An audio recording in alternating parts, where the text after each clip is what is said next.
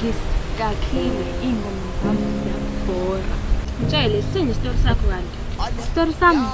Yeah, draw from life experiences. Mina ngihlezi ngithi uNkulunkulu abe nami angivikele kuze kufike usuku lami lokugcina. Now, thola ingoma erelate ku situation. Nalo guy lo ekuthiwa uMadlokoza Iqhawe Zamayoni. Oh Ima, ushona ngoma yakhe lena ethi uzobe nami kuze kufike usuku lami lokugcina. That's catchy. Uzobe nami uzafika usuku lokugcina. We genius. Vele usho isitori sakho. Uzobe nami. Uzobe nami.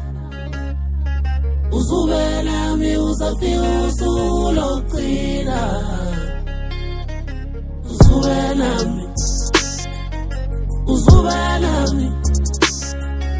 Uzobe nami uzafika usuku